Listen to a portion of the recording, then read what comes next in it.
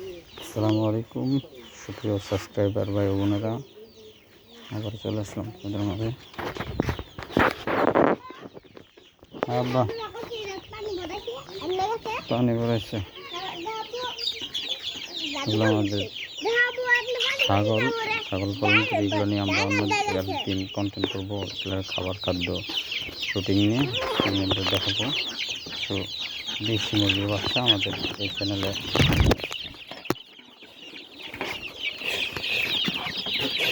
দেখেন ঘাস দিতেছেন, বিভিন্ন প্রকার ঘাস খাইতে দুপুরবেলা, ঠিক আছে? সেই ঘাসগুলো আপনার দিয়ে দেবেন। এগুলো 1 মাস বয়স বাচ্চাটির।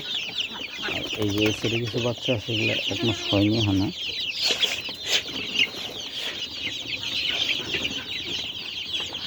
দেখবেন খুব শখ করে অনেক রুটির সাথে তারা এগুলো খাইবে। আর এগুলো হয় কি, আপনার এই একটা যদি ঘাস দেন তো সেক্ষেত্রে দেখা গেছে এই মুরগির ঝিম জাতীয় যে সমস্যাগুলো থাকে, আমরা ফার্মেসি নির্ভরশীল হয়ে যায় মূলত। এই যে এই সাইডে যেগুলো দেখতেছেন, এগুলো ন্যানো লেয়ার, মিশরি, ফাউমি, 4-5 পদের বা দেশীয় কিছু আছে। তো এগুলোর বয়স 17 থেকে 18 দিন, 20 দিন হবে। আর এগুলোর বয়স এই যে এই সাইডে দেখতেছেন যেগুলো, এগুলো 1 মাস প্লাস।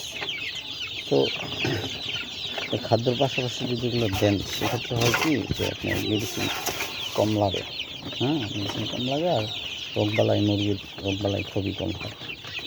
সবাই দেওয়ার চেষ্টা করবেন। আর দেশি মুরগিতে এমনিতেও গাছ পছন্দ করে, গাছের মধ্যে অনেক ধরনের জিন থাকে, সেক্ষেত্রে রোগবালাই কম হয়।